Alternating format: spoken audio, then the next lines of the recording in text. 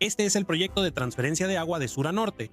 Es uno de los proyectos de infraestructura más grandes jamás intentados en la historia de la humanidad. Cuando esté completamente terminado, la red desviará aproximadamente 45.000 millones de metros cúbicos de agua cada año, tendrá una extensión de aproximadamente 4.350 kilómetros, casi 2.700 millas, y tendrá un costo estimado de $70.000 millones.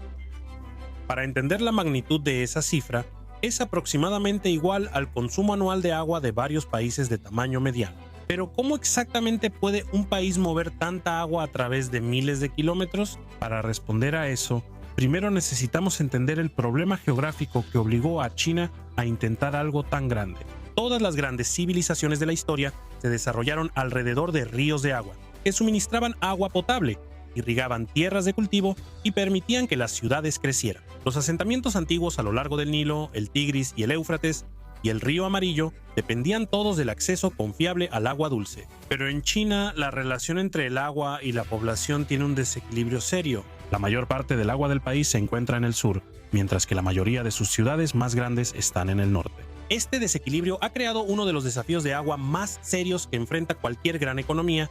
Tomemos a Pekín, por ejemplo. La ciudad tiene más de 21 millones de habitantes y sirve como el centro político del país, pero Pekín se encuentra en una de las regiones más secas del este de China. La precipitación anual promedio en la capital es de aproximadamente 570 milímetros, lo cual es mucho menor que la cantidad de lluvia que se observa en la cuenca del río Yangtze, más al sur.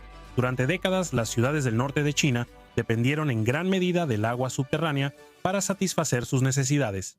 Se perforaron pozos cada vez más profundos en los acuíferos subterráneos. A medida que la población crecía y las industrias se expandían, los agricultores de toda la llanura del norte de China bombeaban agua subterránea para regar los cultivos que alimentan a cientos de millones de personas. Pero esas reservas subterráneas se acumularon lentamente durante miles de años y comenzaron a disminuir mucho más rápido de lo que podían recargarse de forma natural. Para finales del siglo XX, los niveles de agua subterránea en el norte de China habían caído drásticamente. En algunas regiones, los mantos acuíferos bajaron más de 1 metro por año. En partes de la llanura del norte de China se reportaron descensos de más de 30 metros en comparación con los niveles medidos en la década de 1960, y los ríos también empezaron a sufrir. El río Amarillo, uno de los ríos más importantes en la historia de China, experimentó graves escaseces durante la década de 1990. En varios años durante esa década, los tramos inferiores del río se secaron antes de llegar al mar de Bohai. En 1997, el río no logró llegar al mar durante más de 200 días. Al mismo tiempo, la situación en el sur de China era muy diferente. Grandes ríos transportaban enormes volúmenes de agua por la región cada año. El río Yangtze, que se extiende por más de 6.300 kilómetros desde la meseta tibetana hasta el mar de China Oriental, fluye a través de una de las cuencas más ricas en agua de Asia. Las inundaciones estacionales a lo largo del Yangtze han causado históricamente grandes problemas para las ciudades de la región. Las fuertes lluvias y el deshielo a menudo elevan los niveles de agua mucho más allá de lo que los embalses locales pueden manejar de manera segura. Así que China enfrentó una situación extraña y difícil.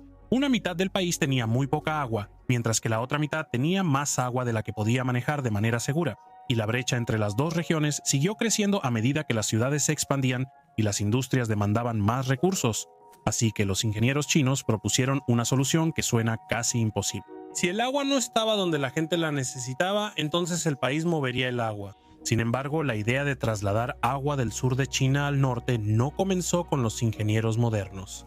Se remonta a los primeros años de la República Popular China. En 1952, Mao Zedong visitó zonas a lo largo del río Amarillo y habló con ingenieros y planificadores sobre los desafíos hídricos a largo plazo del país. Durante esa visita se dice que Mao resumió el problema en una breve declaración. El sur tiene mucha agua, el norte carece de agua, así que tal vez el país debería tomar un poco del sur. En ese momento, esta idea era más una visión a largo plazo que un plan de construcción práctico.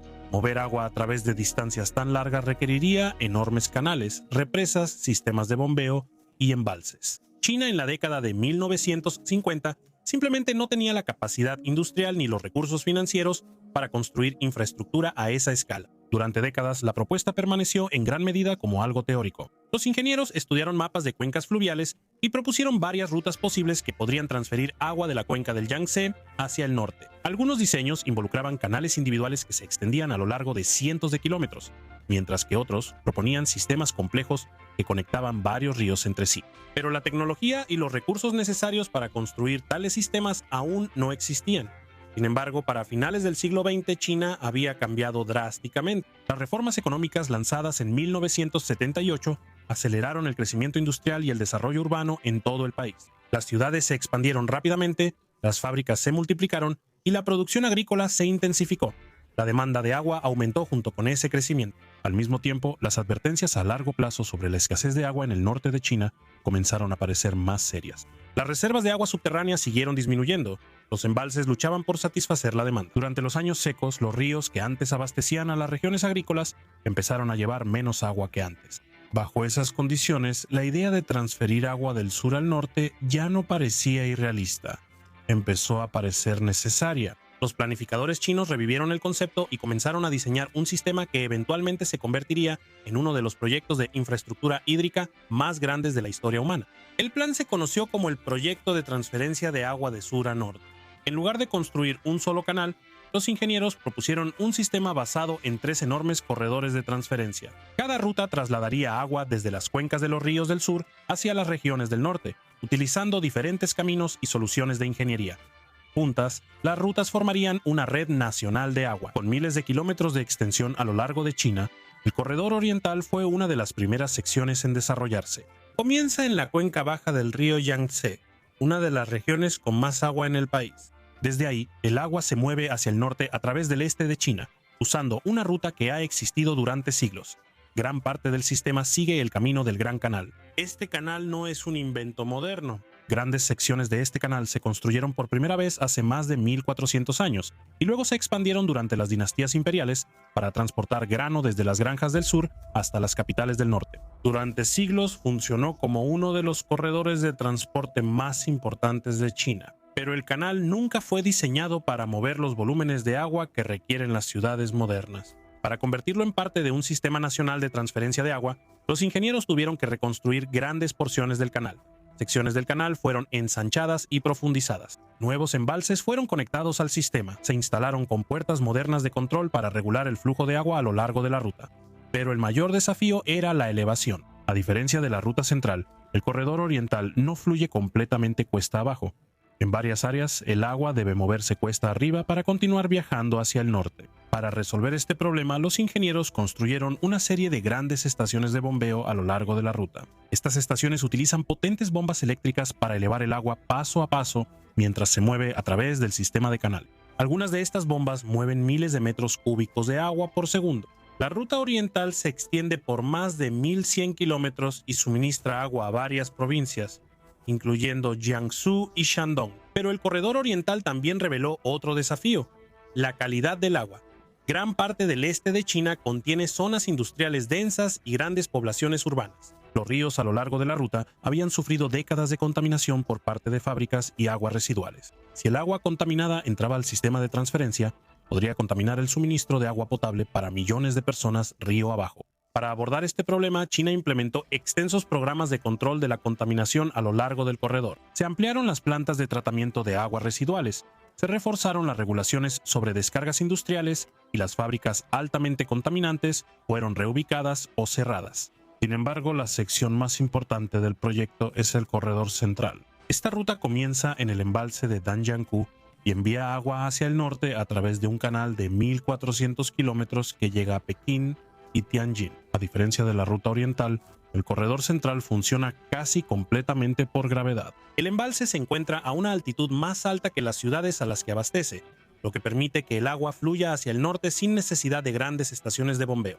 Pero antes de que el canal pudiera comenzar a operar, los ingenieros tuvieron que ampliar el embalse. La presa de Danjiangkou se elevó más de 14 metros entre 2005 y 2013, aumentando significativamente la capacidad de almacenamiento del lago detrás de ella. Esta expansión creó el suministro de agua necesario para alimentar el canal central. Desde el embalse, el agua viaja a través de un largo canal revestido de concreto que cruza montañas, valles, autopistas y ríos.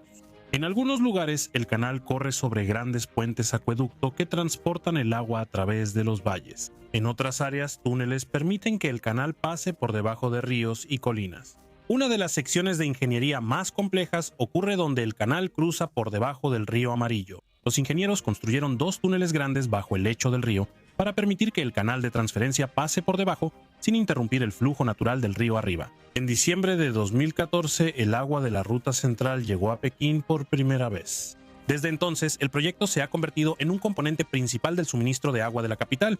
En algunos años, el sistema de transferencia proporciona más del 70% del agua municipal de la ciudad. Pero la expansión del embalse de Danjiangkou creó otro gran desafío, ya que al elevar el nivel del agua se inundaron grandes áreas río arriba. Pueblos y aldeas enteras que habían existido durante generaciones estaban ubicados dentro de la futura zona del embalse. Como resultado, el proyecto requirió uno de los programas de reubicación más grandes asociados con un proyecto de infraestructura moderna. Más de 300,000 residentes fueron reubicados en ciudades y pueblos recién construidos en provincias cercanas. Se construyeron viviendas, escuelas e infraestructura para acomodar a estas comunidades.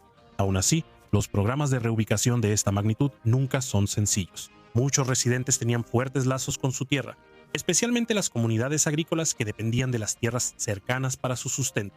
Mudarse a nuevos lugares requirió grandes ajustes para miles de familias. Las autoridades chinas argumentan que el traslado era necesario para asegurar el suministro de agua a largo plazo para el norte de China, donde decenas de millones de personas dependen de sistemas de agua confiables. El tercer corredor es la ruta occidental. El corredor occidental sería la parte más ambiciosa de todo el proyecto de transferencia de agua de sur a norte. Mientras que las rutas oriental y central trasladan agua a través de regiones relativamente desarrolladas, la ruta occidental cruzaría algunos de los terrenos más accidentados de Asia. El plan se centra en las partes altas del río Yangtze, donde varios afluentes principales fluyen a través de la meseta tibetana.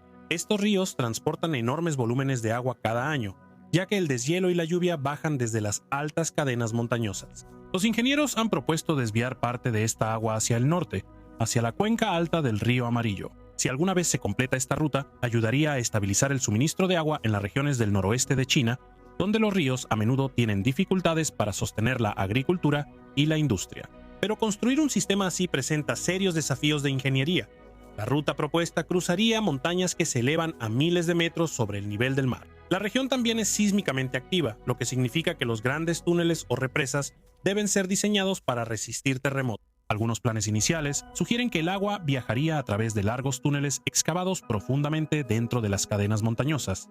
Otros proponen una red de canales y embalses a gran altitud. Cualquiera de las opciones requeriría algunos de los trabajos de construcción más difíciles que se hayan intentado en el país. Debido a estos desafíos, el corredor occidental aún no ha avanzado en el mismo cronograma que las otras rutas. Los planificadores chinos continúan estudiando su impacto ambiental, costo y viabilidad técnica, incluso sin la ruta occidental. Sin embargo, el sistema existente ya transporta enormes cantidades de agua cada año. Desde que las rutas oriental y central comenzaron a operar, decenas de miles de millones de metros cúbicos de agua han sido transferidos hacia el norte. El sistema ahora abastece a varias provincias y a varias ciudades importantes. Aún así, el proyecto no elimina por completo la presión hídrica en el norte de China. La demanda sigue aumentando a medida que las ciudades se expanden y las industrias crecen, y el país continúa ampliando y mejorando el sistema conforme crece la demanda.